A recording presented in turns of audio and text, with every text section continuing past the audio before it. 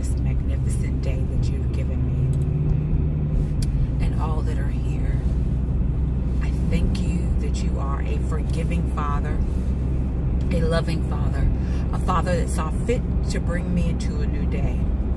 I thank you that you did not take me at face value and do away with me. I thank you that you have given me a roof over my head, a loving spouse, a steady income, and reliable transportation. I thank you for those things, Father. I know that there are times when sometimes I ignore the fact that you have given me these things. And Father, I ask for your forgiveness. I take none of them for granted, Lord, because I already know what all of it looks like. I know what it looks like not to have a loving spouse. I know what it looks like not to have my own roof over my head. I know what it looks like not to have reliable transportation. I know what it looks like not to have steady income. So I am so very grateful that you have blessed me with these things, even though I more than likely don't deserve them, because let me correct that, Father, because you are my Father, and everything that you give me is good. Everything that you have predestined me for is good. And even when I don't believe that I deserve them, you say that I do. So I thank you for them. Father, I ask that you touch, heal, and deliver those that need your special touch, healing, and delivering. We have those that are suffering from depression. We have those that are battling with cancer. We have those that are battling with mental illness and financial hardships. We have those that are battling with homelessness and alcoholism and many other addictions, Lord. And I ask that you touch, heal, and deliver each and every one of those.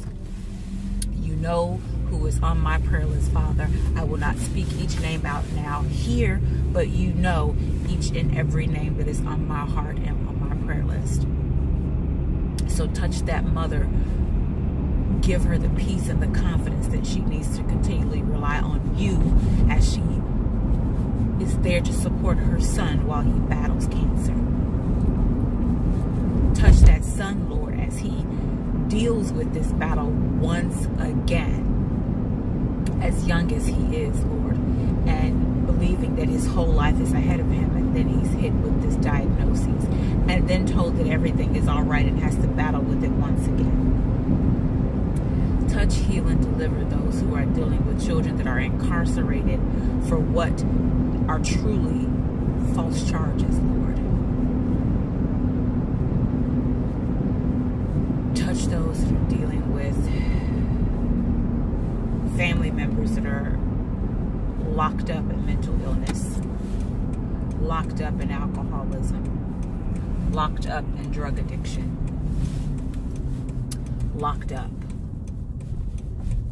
not just physically behind bars, Lord, but mentally, emotionally, and spiritually locked up. Lord, I thank you because I know that each and everything that I have asked you for is yet already done, because I have asked these things in the name of my Lord and Savior, Jesus Christ. And it is so. Amen. Good morning, good afternoon, good evening. Whenever you are watching this, I truly appreciate you. I really, really do.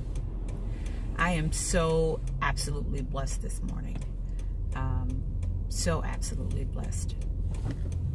I'm blessed every morning, but I'm absolutely blessed this morning because I realize that I am. I realize that without God, I would not be here. I can't do that just yet because I've got the phone right at the vent.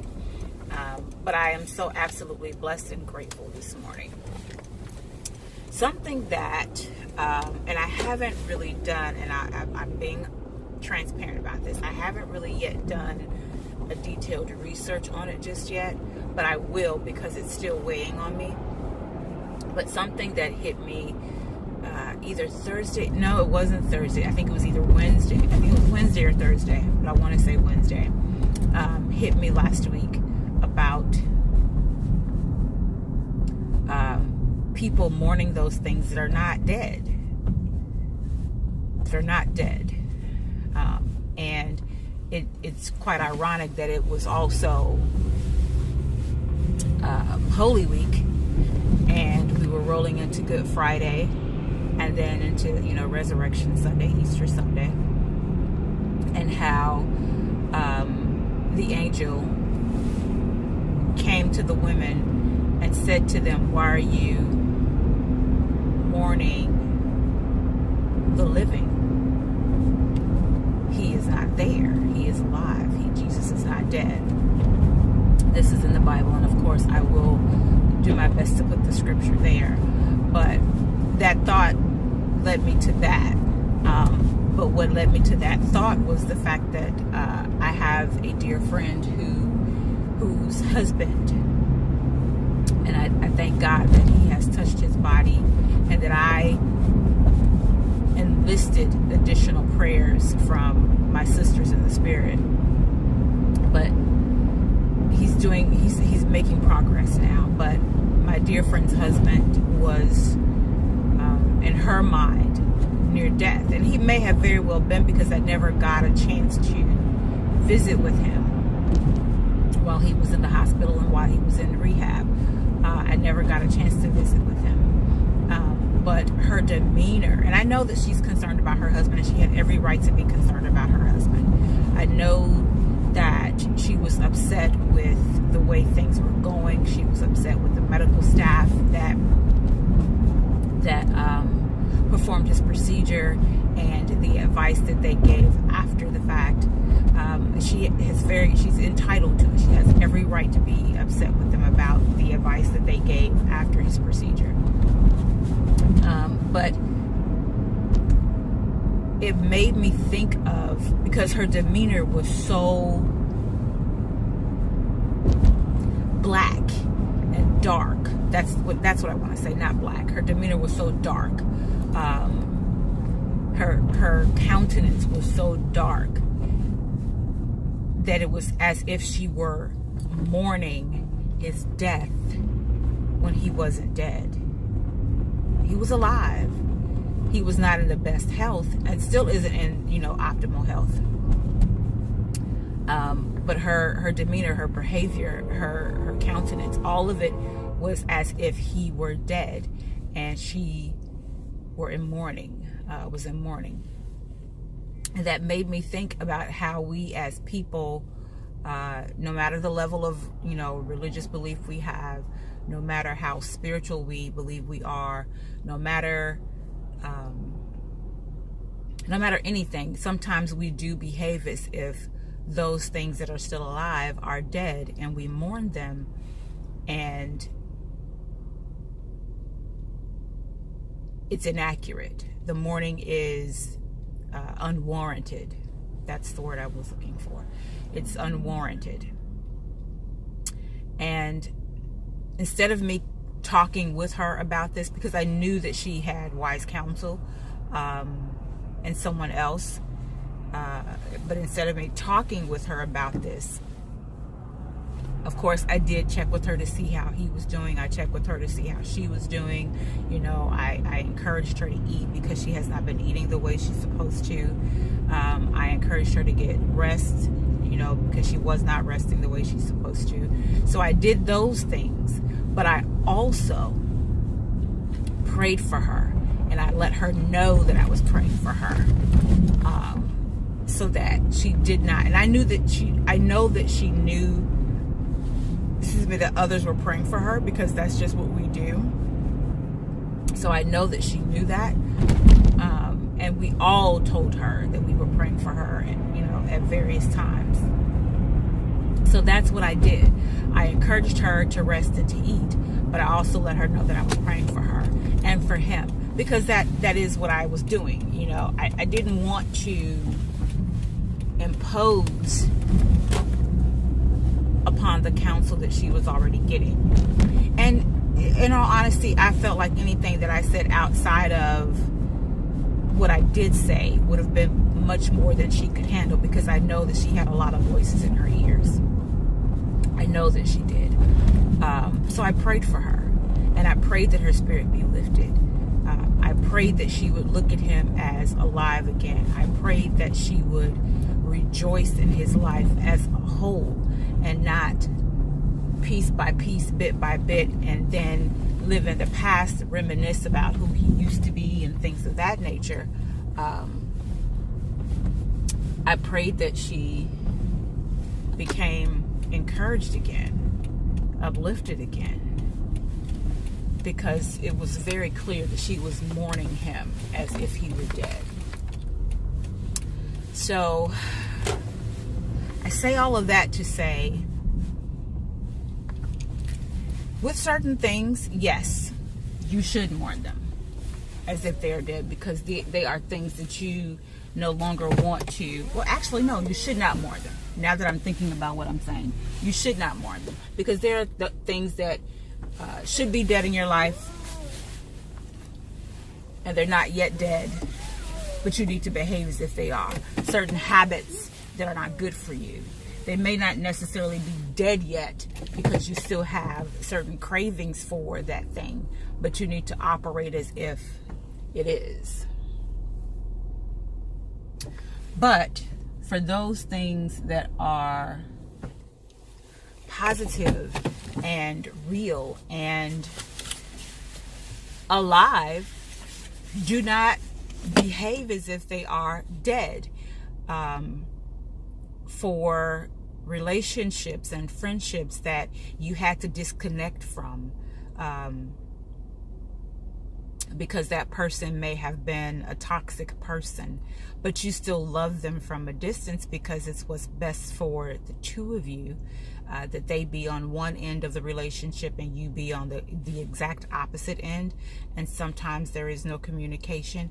That relationship may not necessarily be dead, because at some point that person is going to come back to themselves, just as the prodigal son did. So don't mourn that relationship as if it's dead. Don't mourn that connection as if it were dead. You can mourn, I'm not even going to say mourn the behavior. Don't mourn the behavior. Embrace the change that's happening in the relationship, the maturity that's coming about, and not just in the person that you had to disconnect from or distance yourself from in that time frame, but celebrate it. Celebrate the maturity. I'm struggling with the words that I want to use specifically. Celebrate the maturity and the change that's happening in it, but don't mourn it as if it were dead. Don't mourn that connection, that relationship, as if it were dead. There are some relationships, like I have one right now, that I am distancing myself from, because that person is refusing to do the things that are beneficial to them. But I'm still connected to that person, and I'm still loving that person, and I'm still praying for that person. And I am embracing the growth and transformation that's going to happen in this space that we have between us at this point. And I will continue to love and pray for them. But they're still alive. They're still a part of my life. They're still connected to me. So I will not mourn them as if they were dead.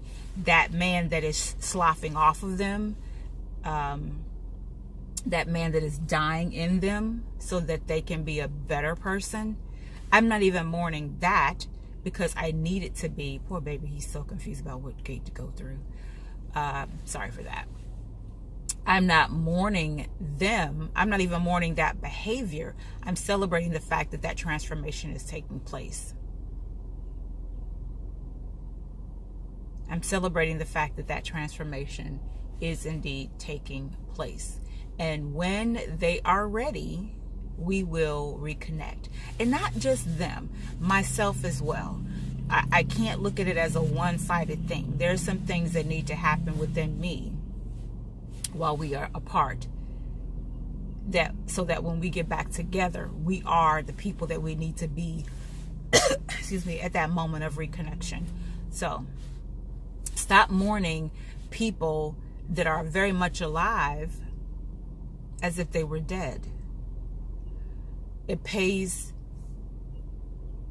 no benefit to you.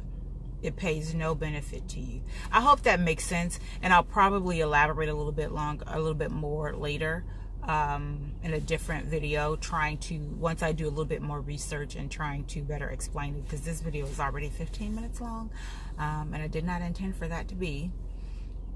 But with that, peace and blessings. Remember to walk in your purpose.